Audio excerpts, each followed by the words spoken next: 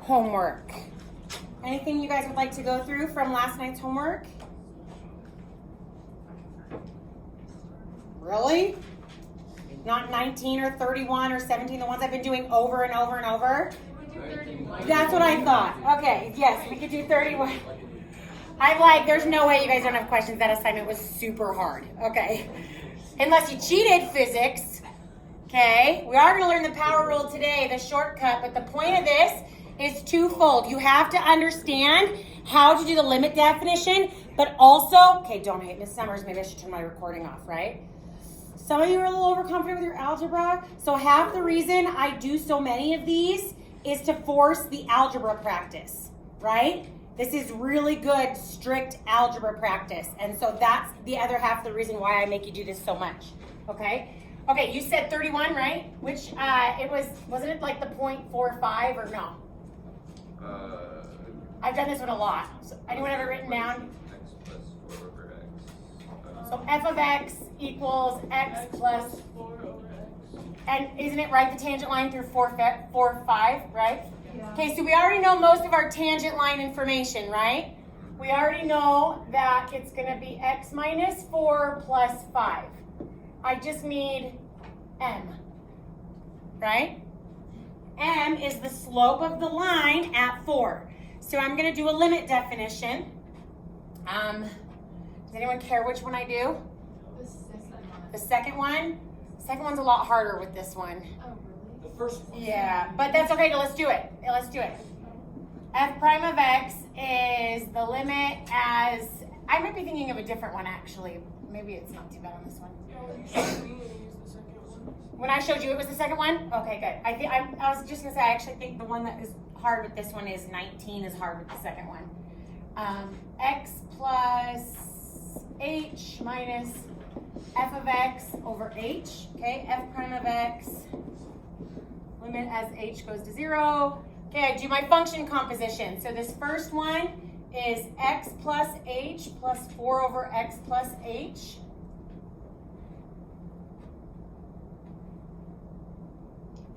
Good? Yep. And then minus x plus 4 over x all over h.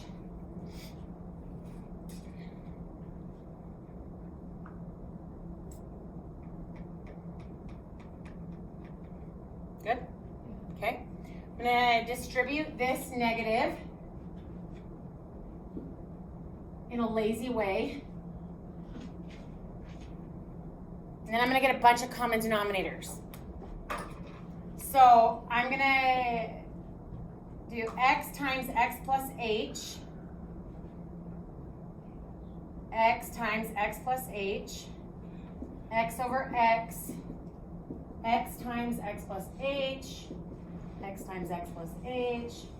Again, just now that we're actually doing one, like, yeah, half the reason I assigned so many of these is because I really need you to understand the limit definition, but the other half is because I love the algebra practice. This is heavy, heavy algebra, right? Did I make a mistake?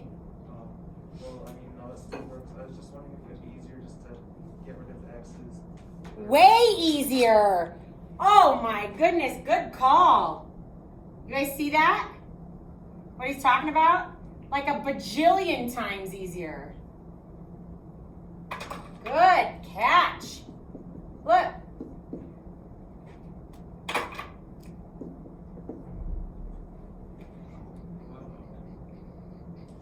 Love it. I mean, I'm not gonna say that's a mistake I made, but it was stupid not to add those, subtract those together. I love when you guys catch things like that. It means you're listening and you get it. I love it. So I still have to get a common denominator on that, but it's gonna make the problem a lot less complicated. Does that make sense? Okay, so then this is gonna be x times x plus h, x times x plus h. Thank you for pointing that out. Okay, I need a good,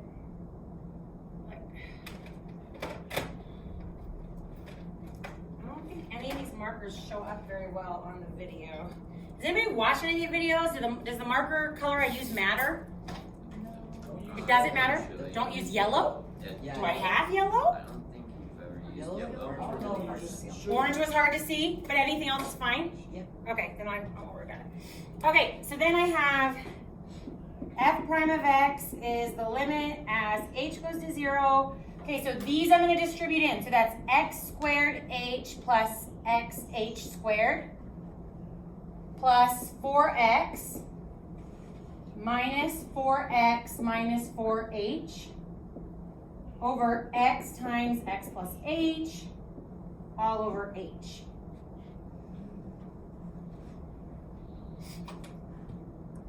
Good? Now you can do it without subtracting those x's, but if any of you guys forgot to do that like I did at first, it's gonna make the foiling and all that a lot more complicated, and so that could be what happened because you might get lost in some of the algebra there, okay? So it's a good idea to each step. Okay, can I subtract anything to make it easier? Okay, next step, can I subtract anything to make it easier, right? Okay. Okay, like now, can I subtract anything to make it easier? Yeah. Okay, now that's good because the whole in this problem is happening because of this, right? So when I bring this up to flip and multiply, getting rid of these made it so that I can factor an h out of the top. Do you see? So f prime of x is the limit as h goes to 0 of h times x squared plus xh minus 4 over x plus h times 1 over h. Good? And then goes away. I can now evaluate my limit, get rid of the limit notation because that got rid of the whole.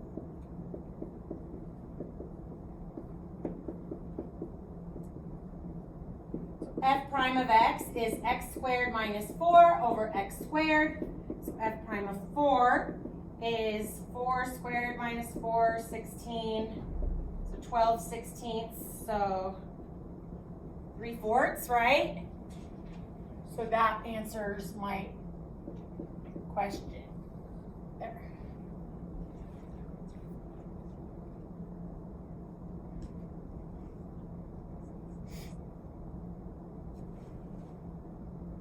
These are tough. Good job. You guys are a little quieter than normal. It's because you love this though, right? Does my B8 class love limit definitions? Ugh. It says concentrate and ask again later. Oh, okay, well, all right. All right. Other ones you guys want to go through? Oh, that's okay. Did it break? No, I think it's alright. Haunted. It's actually. For sure haunted. No, let's see what the answer is. Hey, any other ones you guys want me to go through? Last chance.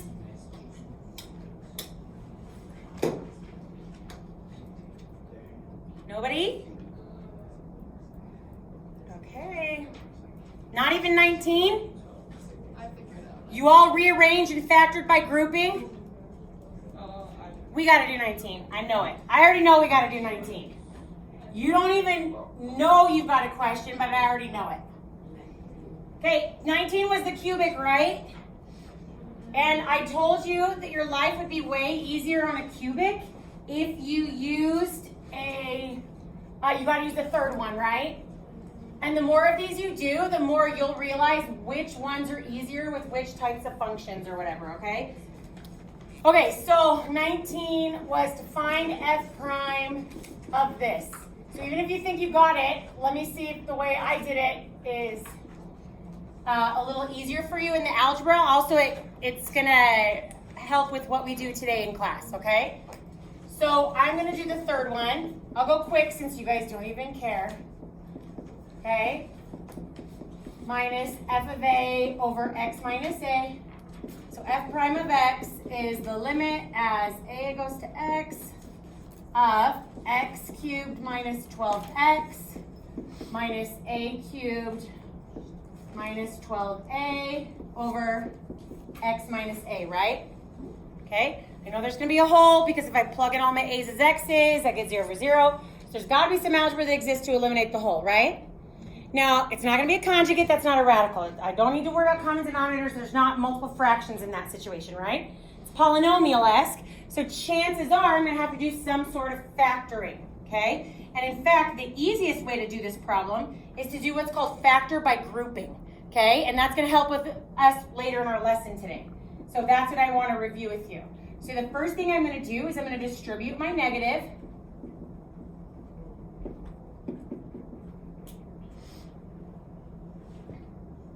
Okay? Now I have no idea what to do, right? Didn't you feel that way when you used to simplify trig identities? You like have no idea what to do or where it was going, but then all of a sudden it just like started working out and you're like, oh, okay, I guess I did it right. That's kind of how you feel when you do these, right? Sometimes you're like, where am I going with this? Not sure, but then it just kind of works out, right? So if I'm looking at this, the only thing I could really think to do is rearrange it so that my like-ish terms are together, my cubes and my linears, okay? So here, by doing that, here's how it's going to help you. X cubed minus a cubed minus 12x plus 12a. Okay, the process of factor by grouping. This factor by grouping process also made number 17 much easier, okay? But this process of factor by grouping is when I don't have something I can take out of every single term right now, but I have things I can factor out of portions of the polynomial, okay? So here's what I mean. On that x cubed minus a cubed, we've been working on factoring those a bunch, right? I can factor that, that's supposed to say f prime. F prime of x equals limit as a goes to x. You guys think you hate writing that over and over again? I do this 3 times over and over again, okay? X squared plus ax plus a squared minus 12 times x minus a. So notice what I factored out was not out of every term, right? But I factored something out of this portion, and then I factored something out of this portion. Does that make sense? How I factored by grouping? I'll show you why in a second, but does it make sense how I did it? It's like I took this and factored, and then I took this and undistributed the negative 12. Is that all right? Here's why I did that. I can now undistribute that x minus a factor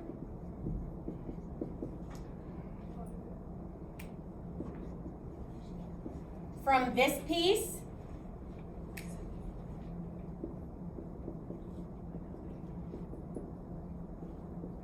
and from that piece. Do you see it? Oh, yeah. Process, right?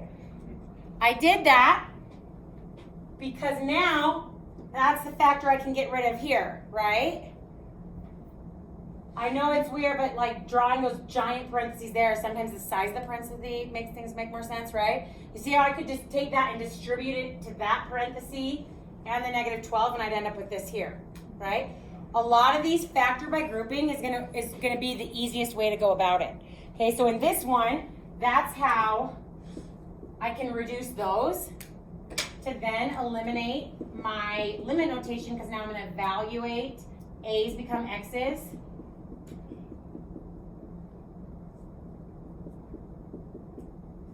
So 3x squared minus 12.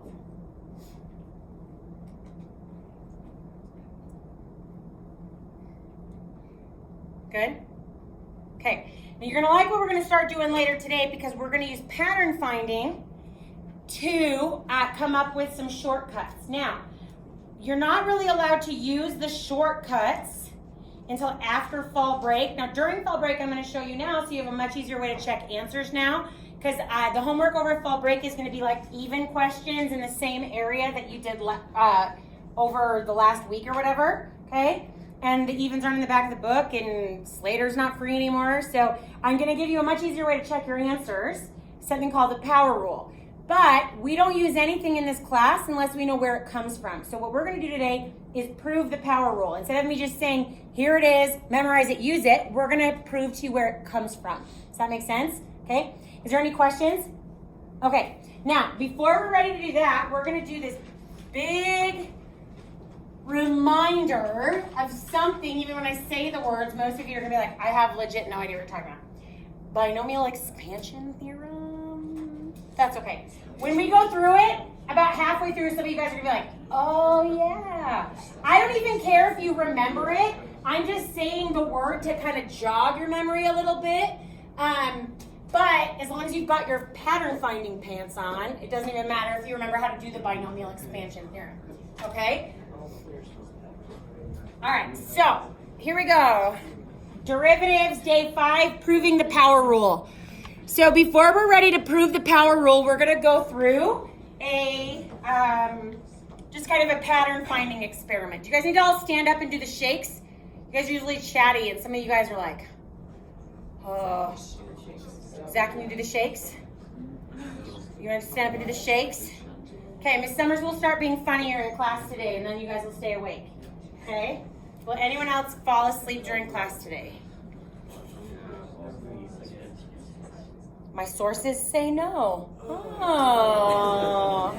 Okay, Zach. All right. There we go. Okay. All right.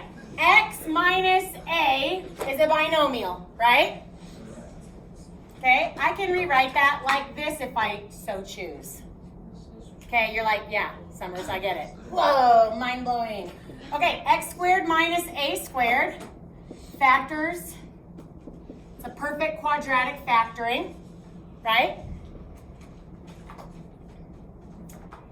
Could I even, if I felt like it, which I do this?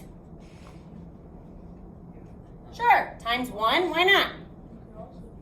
Okay, I can do that to the second one, but that's not gonna help me with my pattern finding, right? Okay, now this one, I've tried to drill in your brains a few times, right? My perfect cubic factoring. X minus a, x squared plus ax plus a squared. We doing okay? Okay, now on this next one, I don't want you to write it down yet. I just want you to watch, okay? On this next one, again, don't write it down until I write it over there. But if I have this is something that is like a perfect quadratic form, right? So your instinct is to probably factor this, hopefully your instinct, is to factor that into those two pieces, right? Like a quadratic form. Does that make sense? And then this one doesn't factor anymore, it has imaginary solutions, but this one is a perfect quadratic factoring, and it factors into this, right? Now, I'm gonna do something you've probably never done before, but that's because I'm trying to bring a pattern about, okay? None of these other ones have more than 2 parentheses, right? So I'm going to FOIL these two together, okay? So if I FOIL those two together, but I leave the x minus a out, right?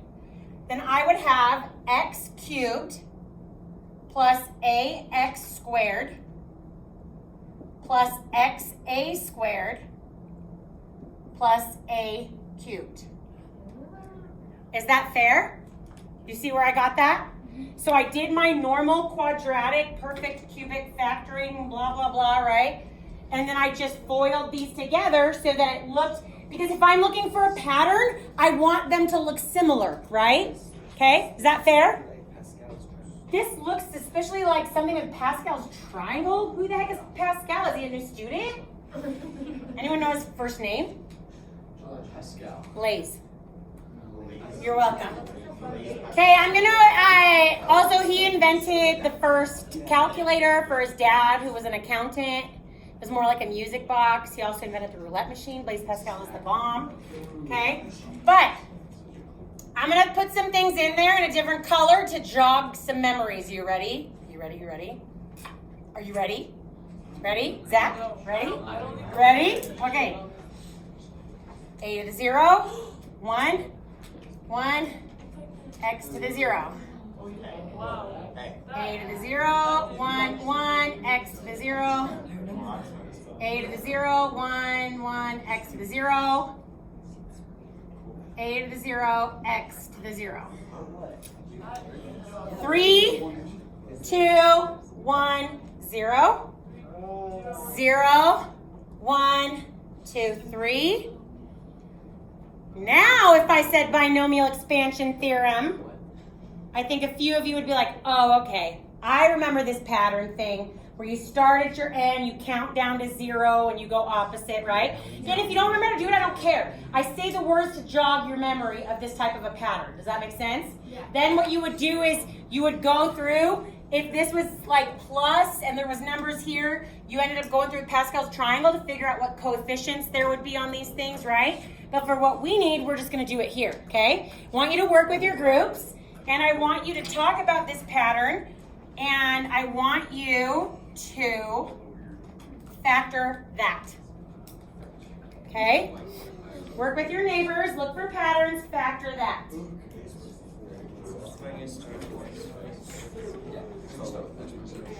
Oh, you just got for the good part.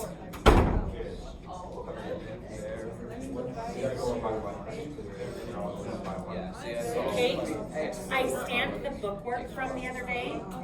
You have it done, grab a new stamp sheet from the drawer, and I'll come around and get you a stamp so it's not late. Wait, where is this? There's a drawer right by you. It has a label that says stamp sheets on it.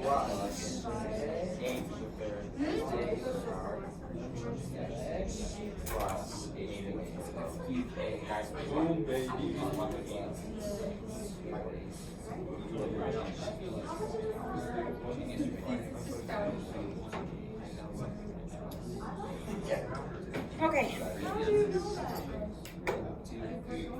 Anybody think they could come write what they got on the board? You say yeah? Okay, Spencer. I should have just made you do it anyway. You knew I normally would have. Course works, so if it's wrong, blame it on Igor. Okay. I guess we're gonna, do I do a different color or black? You do you, bro. You do you. You do you. Okay. I want to see the zeros and the ones and all of the things. Okay. I can remember that. Okay, that's definitely for sure. Should we see if Spencer can remember that? Can Spencer remember that? I'm just gonna write like the zeros It is certain. afterwards.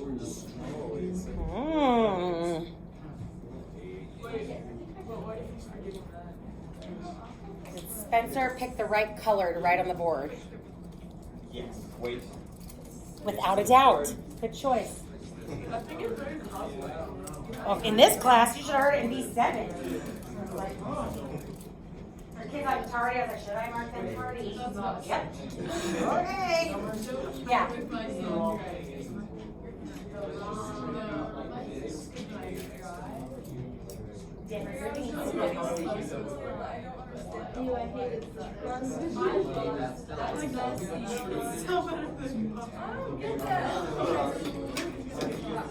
gonna get the zero.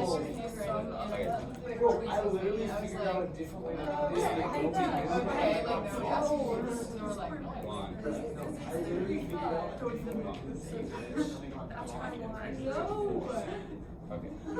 Perfect. Good job. Yeah. You guys agree?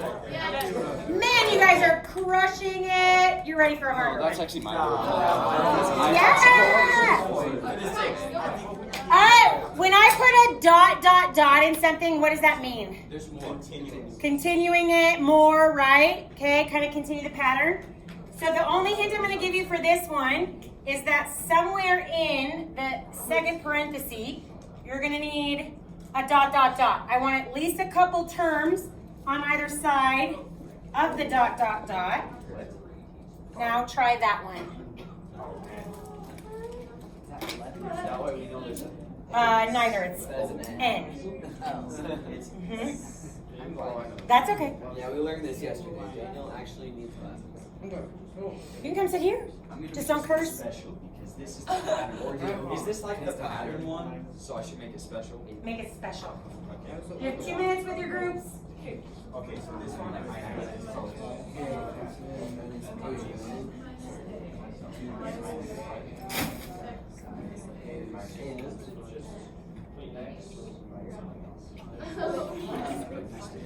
Forgot I put Zip Fizz in that. I thought it was water. It's like a nice surprise.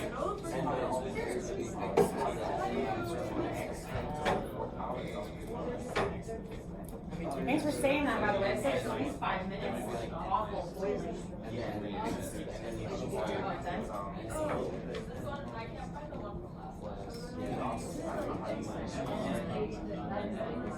So if we do it, we have 5 things.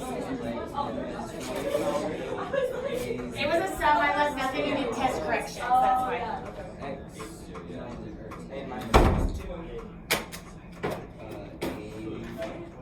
Hey, another minute or two. Okay. If someone gets done and is confident, you can run on the board in 30 seconds.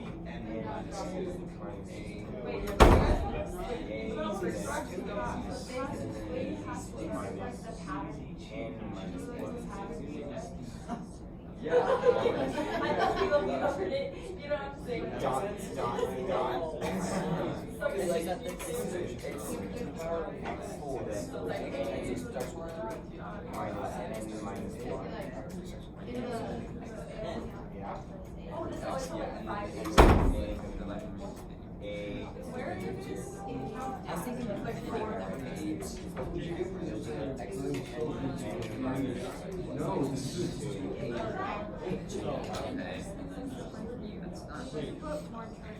And once again, it's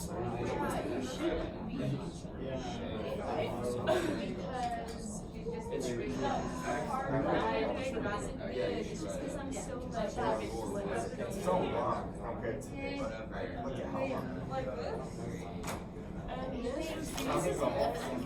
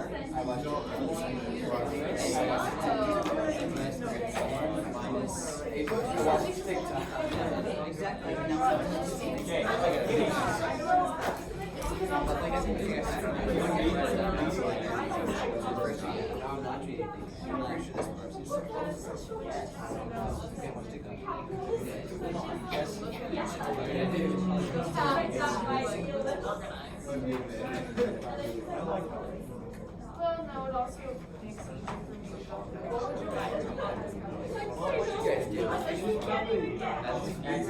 Minus 1.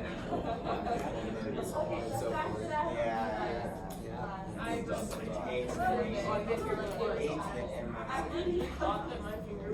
even though that's like a 50. it'll just always start at 0. So it's just I'm 1 point away.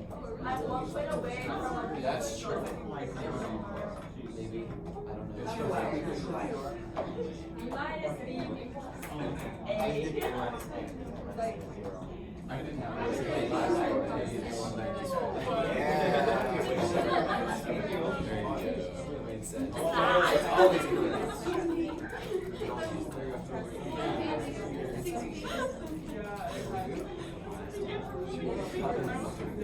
Who can go run it up?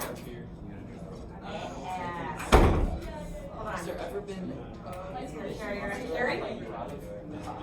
You can't ever cut your hair. Okay. Because that's how I remember. I know, but then you cut it and I was like, that's the way to tell them apart. I was like so excited. But then once I start to get to know them, it gets easier. You know what I mean? Like I've first. been friends with Emily though for like 3 years, and then I met her sister, and even when I would see Carrie walking down, I was like, You know what? I felt so bad. I should never tell apart the, I had them 3 or 4 years ago. They were swimmers. I had both of them. They were twins. And I could never tell. I felt so bad. Yeah. Would it confuse me more if we were twins? You're not twins? No. Yes. Yes. For sure confuses me more. What? The genes are strong in that family. You look like, more like your mom or your dad. I don't know whose genes are stronger. Neither? Oh, well, okay, then I don't know what is happening. Okay? Yeah. You guys are adopted. Okay.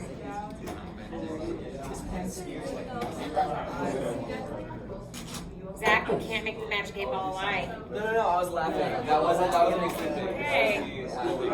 Daniel's awful joke. So someone asked me if I was going to be here tomorrow, and with my term, that's why I got out my magic 8 ball, because this is how I can feel I can answer questions this term. Will you be here tomorrow? Better not tell you now. Well, it's not looking good. I'm not sure what's going to come up, but it's not looking good. Okay. Okay. All right. Well, hey guys up here, we're going to move on. Okay. Well, hey guys, enough. I gave you lots of chat time. Okay. Well, Carrie's finished writing. Okay. She's done. Oh, even more dots. Okay. Why were the dots needed? Tell me why. Because here's why I don't understand. N's not infinite. There's not an infinite number of terms, right? Here, go ahead. Because depending on what n is, there could be like a lot of numbers in there, or it could be like smaller if it's just smaller. Sure. Okay, good. We don't know, right? So depending on what n is, just like she said, right, there could be way more, there could be less, but how do I know when to stop if I'm supposed to stop one less than whatever that number is, if I don't know what that number is, right? Does that make sense?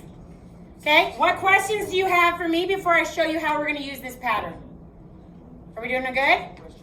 Okay, now, let me tell you our learning target for today, okay? The whole purpose of what we're doing. This is how mathematicians work. You know, people have Pascal, Newton, Summers' caliber, okay? Right? So, no jokes there. You just agreed with it? Yeah, that's what I thought. Oh, yeah, for sure. And nobody said anything. Okay, so people in Summers and Newton's caliber, okay? Here's how we work, okay? Okay, not Pascal. We do problems the long way, limit definitions, right? Then we start doing problems that are similar to each other, okay? So what I'm about to explain to you is our learning target for today, the purpose of what we're going to do for the next 40 minutes, okay? Then, once we start doing problems that are similar, I start noticing patterns, okay? I want to notice patterns so that I can make these things quicker, right? Because in the end, what's multiplication? It's a shortcut for addition. What's an exponent? A shortcut for multiplication. Really, mathematicians, we're all just lazy looking for the shortest way possible to do something, right? But I can't do it until I've proved it, okay? That's what we're going to do today. I am going to see if I can find a shortcut pattern for certain derivatives, okay? But I can't assume it's going to work every time until I've proved it generally, okay? So what we're going to do today is we're going to decide if we can come up with a way or a nice shortcut to derive the general polynomial term, x to the n, okay? N is arbitrary.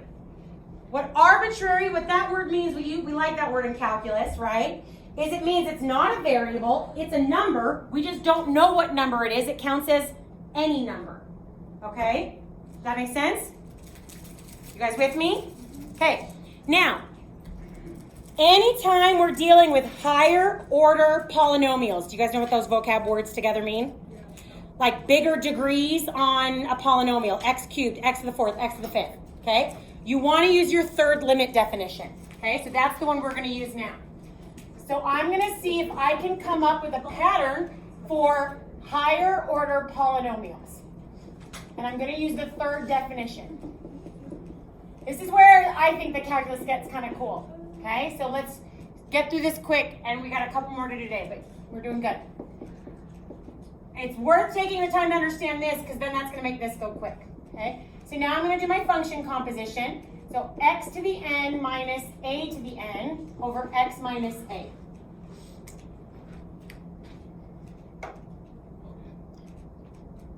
Why did I just spend 20 minutes on this polynomial binomial expansion theorem pattern?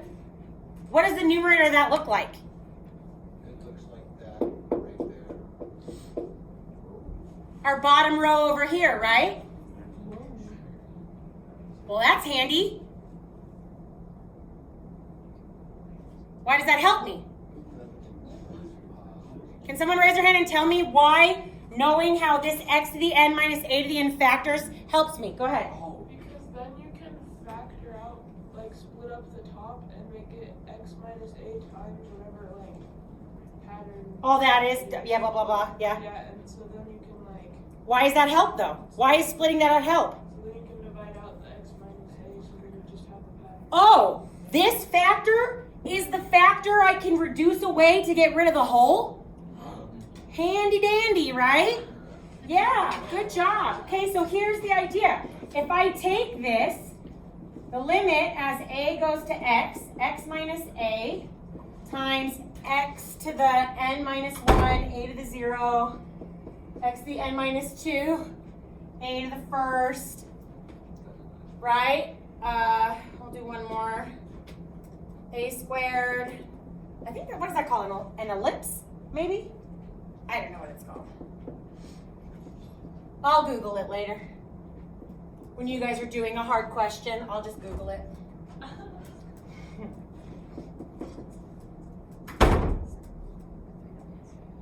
Right? So you see why we did that? The dot, dot, dot, I think it's called an ellipse. I'm not sure. But look, oh, an ellipsis. Yeah, an ellipse, I keep thinking, that's what I've been calling all day, but in my head I'm like, that's wrong. Isn't that like an oval? An ellipsis. My other question is, if I went like this, is a vertical dot, dot, dot also an ellipsis? I don't know. Looks like blood. A is bleeding. It's bleeding for Halloween. It's a triangle. Oh, my costume is so awesome. I'm Cruella de Vil, my daughter, my 1-year-old. She's a puppy, little Dalmatian puppy. It's so cute. Yeah, she's so cute. She has these little ears, and she just likes it like this because she likes to see them in her face. It's so cute. Okay, now, sorry, that distraction was Miss Summers' fault. I'll take that one, okay? All right, now, why did I do that? I did that to get rid of the hole, right? Now, how do I know? I've been trying to use this verbiage all day and the last class too. How do I know when I can get rid of the limit notation and evaluate my limit? Well, once I get rid of the hole, right? So am I ready right now to evaluate the limit? So evaluating the limit means A's become X's. This is where it's going to get really kind of cool, I think. Nerd alert. I'm talking about me. Wait, when you not need to write the limit? Oh, I shouldn't write it again. Thank you. I was like, Oh, you guys are crushing it today. Yes.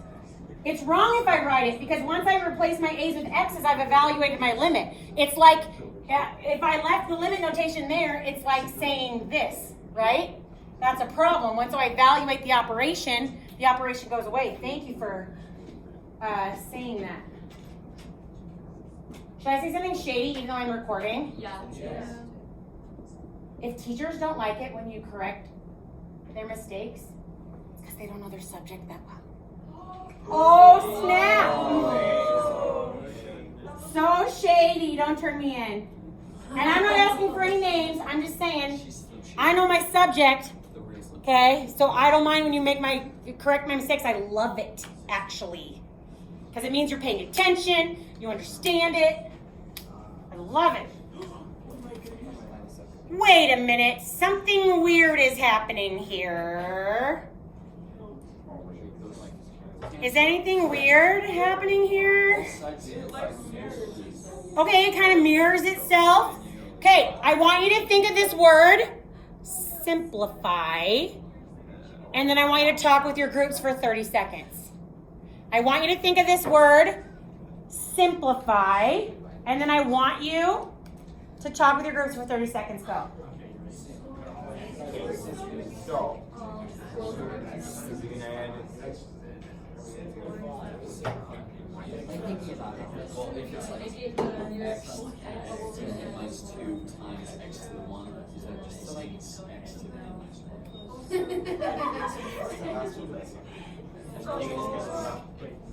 But then, the second one, so you can just kind of.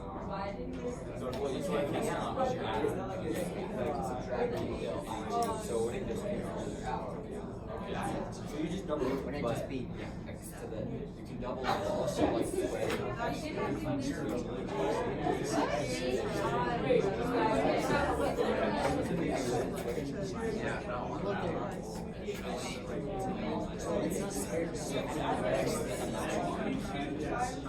Whoa, wait.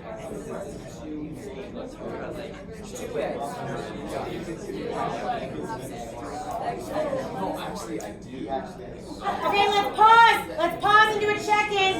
Okay, pause and check-in. Pause. So pause and check-in. So we're going to collaborate. I'm not going to give you the answer. We're going to see where your ideas are at, and then we're going to collaborate with each other and build on it. And you're still going to come up with it with each other, okay? What are you thinking? That's all I want to know. What are you thinking? Okay, here. Since it like is itself, like you have 2 of every term. Okay, there's absolutely some weird mirroring going on. Okay, so 2 of every term. Who else thought of that? Okay, good. Anyone think of anything else? We can build on that. Here. Yeah, you can come up to the board. Are you kidding me? That's my favorite question I ever get. Can I just come up and write it? Yeah, you can come up and write it. Love it. So we know that here x to Wait, listen, I think this is going to be good. Should I ask the magic 8-ball? Just kidding. I know it's going to be good. is equal to 1. So we just have, for like just this here, we have x and minus 1 just multiplied by 1. And then we also know that when you multiply something that has the same base, you can just add the exponents. So this here is also x. Pause. What's she saying? Pause. What's she saying? When you multiply something that has the same base, what is she talking about? In general and specifically with this. Someone I haven't heard from yet today. What is she talking about? She said when you multiply something that has the same base. What's she talking about? Okay, be more specific. Go ahead. Yeah. If you multiply 2 things that have the same base, they're the same, so they can be put together How? How do we put them together? by adding a little thing next to the exponent. At putting a little plus sign between the exponents. So what we're getting at? We're adding the exponents to combine them into the same term, right? Yeah. Okay. So that's what she's talking about, right? When I have something, the x's with the same base being multiplied, right? What Helen is saying is you add the exponents, right? Yes. So the idea over here, right? The idea over here that we have pairs of everything, I can take that to another level. What's Carrie trying to explain to us? Not only do I have 2 of the same thing, they're all the same thing. Right?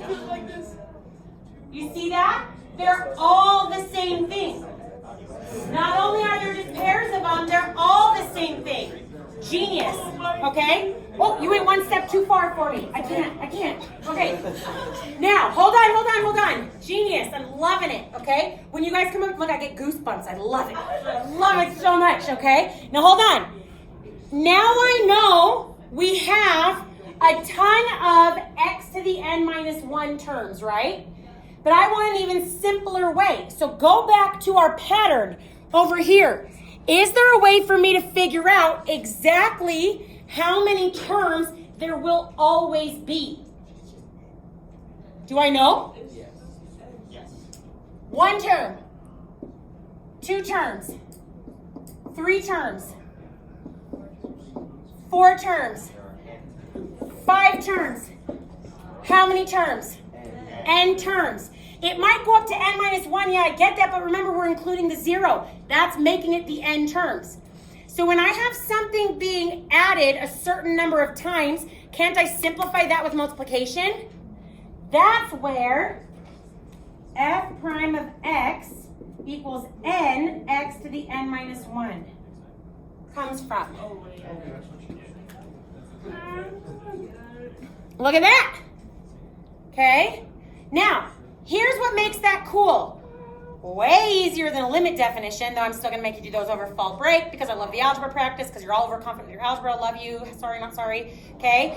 But also, once I finally allow you to not practice your limit definitions, and when you're practicing them and you want to check your work, we have a way easier way now, right, to find the derivative of a polynomial. If I were to ask you to do the one from your homework, well, we're not ready to do the one totally from your homework, but x cubed, what's my n? 2x squared. What's my n? 3. 3. So its derivative is 3x 3x. squared. Done. Why am I allowed to just do that now? Because I just proved it always works generally, right? That's what math is. I do it hard, I see patterns, I prove it in general, then I can use the shortcut. That's what we do in math. Don't listen to okay? How are we doing? Okay? Now, you guys hold on, stay with me. Okay? What I'm going to do is I'm going to slowly build more complicated equations. So the next one that we're going to do is I'm going to decide how do I derive something if it already has a coefficient out front. I don't know. Do I just multiply it? Let's figure it out generally, prove it, then I can always use it. Okay? That's the next couple weeks of this class. We're going to come up with shortcut rules. We're going to take a hypothesis. We're going to prove them in general, then we can use them. Does that make sense? Okay? So, what's my hypothesis? When you guys say, can you just multiply it? What are you hypothesizing the answer to this derivative is?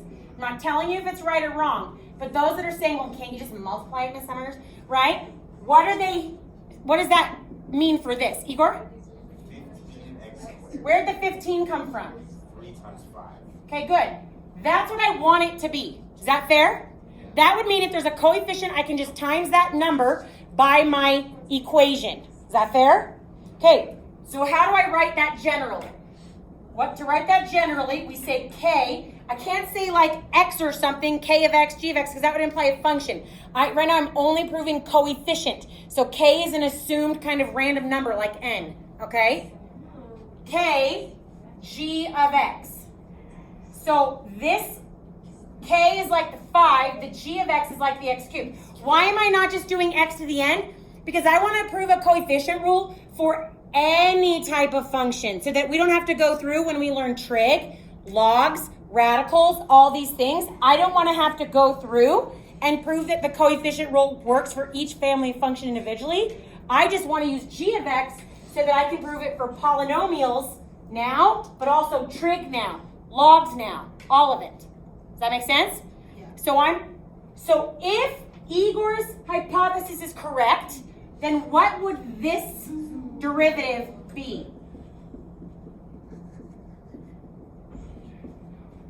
Okay? If what he said is correct, okay, then what would the derivative of fk equals k times g be? What do we want it to be? Wait, say again. Okay? If his guess for the derivative of this is correct, right, then what should the derivative of this general one be in the end after I prove it? Answer this question is what helps me understand if you really understand what we're doing today. Would it be K, not kg of x. just k? No? K times n times x to the n. Okay, that's a good guess. That would work for polynomials, but you've got the idea because you're thinking k times f prime, right? Keep going. You guys think about what each other's saying. You're all close. What would the derivative of this be if this is the right answer? Yeah, K times G prime of x. there we go. Right? The idea is I want to be able to just derive the g, right? And times whatever that is by the coefficient. Isn't that what he did to get this? 5 times 3x squared, right? So that's what I want it to be. That the number up front, all I have to do is derive that like normal, then times by the k. Do you see it now? Okay, I'm gonna go a little bit faster through this one because it's a little bit easier than the last one we did. Okay, Spencer, question? No. Oh, okay. Okay, we're gonna do the second one because we've done a lot of work with the first one today. Okay, so my f of x is k g of x. This is what I want it to end up. I'm gonna set up the second limit definition for the limit definition practice and for the sweet algebra practice. And then I'm gonna do my function composition. So k g of x plus h minus k g of x all over h. You see it? The k wasn't affected by the x or the x plus h because k is just a number. There's no input in that number. Okay? I can't common denominator, I can't conjugate, I can't factor by grouping because I don't know what type of function g is. The point to make this easier for us later is I don't have to prove the coefficient rule for every family function. I only want to prove it once for any family of function. Is that fair? Okay? Did I babble on enough to give you guys time to catch up in your writing? We're good? Okay? So there's only really one math thing I can do. Anyone have any guesses? There's really only one thing I can do.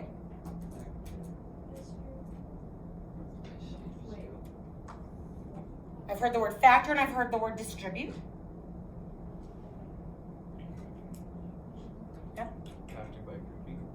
I wish I could. The problem, that's a good guess. The problem is because I don't know what kind of function g is, there's no way I can distribute the k in there. Because what if it's like a log or a sine? I can't put the multiplication out front. Does that make sense? But that's a great guess. Thank you. I can't because I don't know if g's a square root. That's a great guess too. I love it. Yeah. Undistribute k? Yes.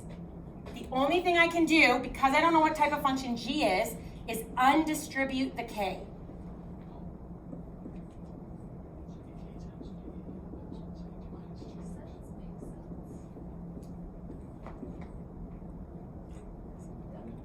If it helps it make more sense, pretend this is like a little invisible over 1, multiply straight across, right?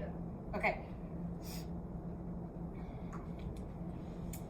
What's the limit as h goes to 0 of just a number?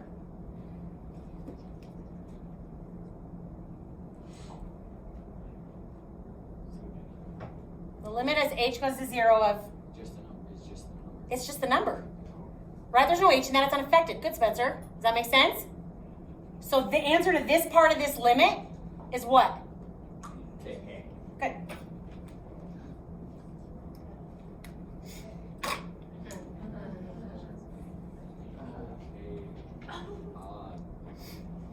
What's that? What does that look an awful a lot alike? Does that make sense? What does that look a lot alike? A lot like? Whatever, you don't know what I'm saying. I already heard the answer from someone over there. The second derivative definition equation. For what function? G prime of x. That's G prime. That's the second limit definition of G prime. Look, what's the only difference between what I have here and me writing this out? Instead of f's, I have G, right? This is G prime of x. Is Igor's guess correct? Yes. When I have a coefficient, right, I can just take the number and multiply it by whatever I get for the derivative of the equation. For polynomials, but also all the ones we learn after fall break, because I just proved it works for any function g, not just x to the n. Good? Okay, so let's put that together. These are no longer question marks. Hooray. F of x is negative 3x to the fourth. So what I just proved is that the coefficient of negative 3 is just going to times by the power rule I proved earlier today. So f prime of x is negative 12x cubed.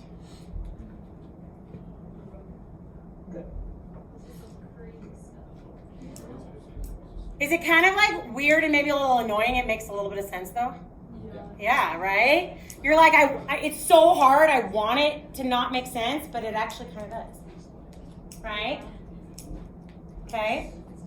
Now, these rules can be used for any function g, for the coefficient. And this one can be also, I keep using the word polynomial, but technically that's not necessarily right because I can rewrite more than just polynomials in this form. Could I use this rule to find the derivative of the square root of x? Is this something that I can write in this form? Yeah. And I don't have any restrictions on n, right? What would my n be if I wanted to derive this? What would it be? Yeah. So f prime would be n times x to the n minus 1. And then I can just do some rearranging there. Thank you.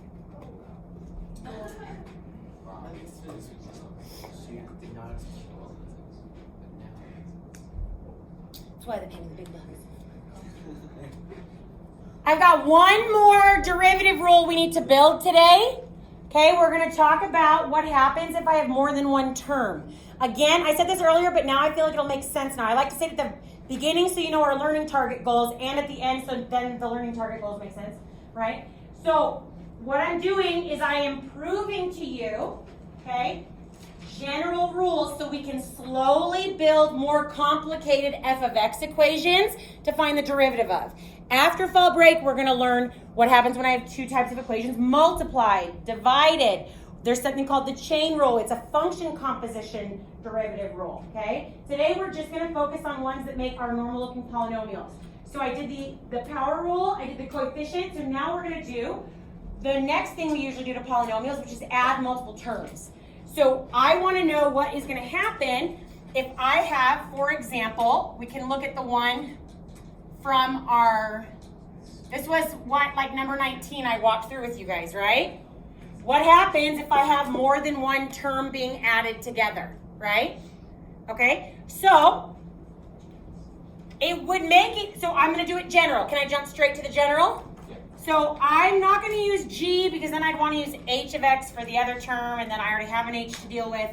So I'm just going to do two random ones. I'm going to do q of x plus p of x. What do I want the derivative of f to be? What would make my life the easiest?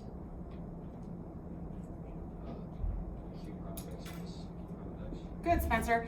Q prime plus p prime, right? That's my hypothesis. That's what I want it to be, right? I want to be able to just take each derivative individually and add them up. That would be great, okay? But I can't assume that. I'm going to prove it, okay? Good? Last one for today. And then we're out of here. Okay.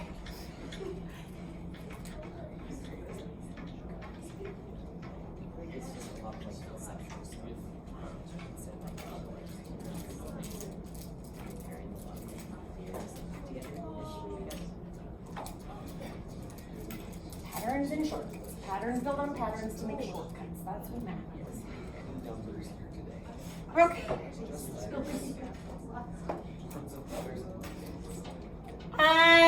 All right. I'm gonna do the second one again just because I feel like it.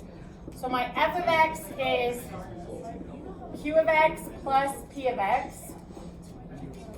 F prime of x, the limit as h goes to 0 is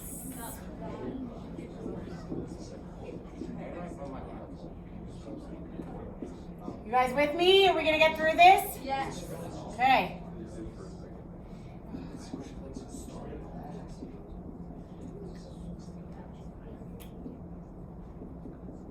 that I think the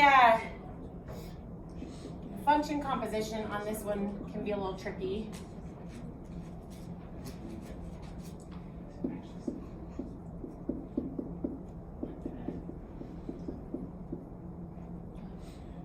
bothering me now.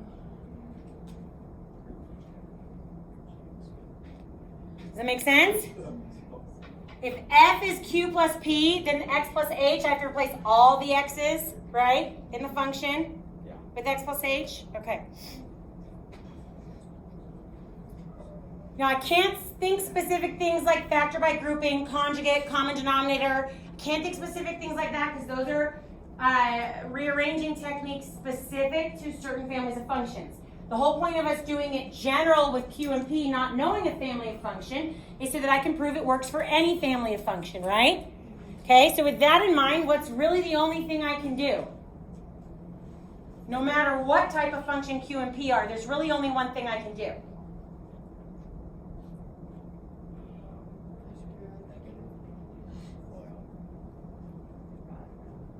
Can't do anything with factoring or foiling because I don't know what types of functions Q and P are. Can't do anything with conjugates. I don't know what kinds Q and P are. I can't do common denominators. I don't know what types of function these are. Could you do the thing where you like do what we just learned? So like the Q just becomes like, but instead of like a 1, it just becomes a negative 1. So it's just 1 over QX and then like the coefficient of 1. Oh, so you're kind of thinking like factor a 1 out of both pieces? Is that what you're kind of thinking? Like what I do with the K? No, but maybe. I'm not sure. No. You guys are thinking too complicated. Go back a couple years of math. Simplify it. Yeah. Distribute the negative. I've got parentheses with a negative out front. That's all I can do. I don't know what type of function Q and P are. That's the only thing I can do right now. Right?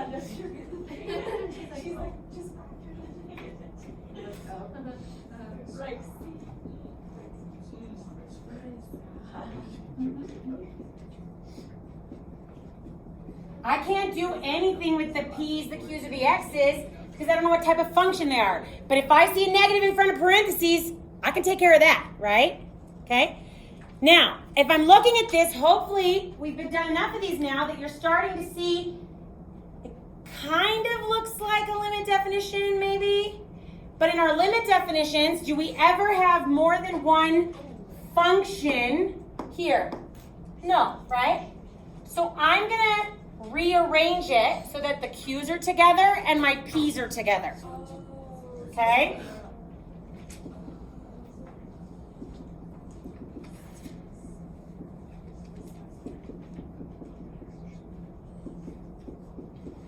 That's all I've done is rearrange it. Because remember, you have to remember, and after fall break, we do some of these rules, and I actually make you guys go through and do them without me. That's why this time I'm trying to help. These are the kinds of things you need to ask yourself. Is the step I want to do allowed to be done no matter what type of function P and Q are? Well, distributing a negative, right, and rearranging a plus sign, doesn't matter what kinds P and Q are, right? Okay? Whoa, whoa, whoa. Split? Split what? Oh, I can't believe you even thought of that on your own. Good job. Holy cow, I'm so impressed. I'm serious. Usually I have to give that step away. That is exactly what I'm going to do next. I'm going to split the fraction.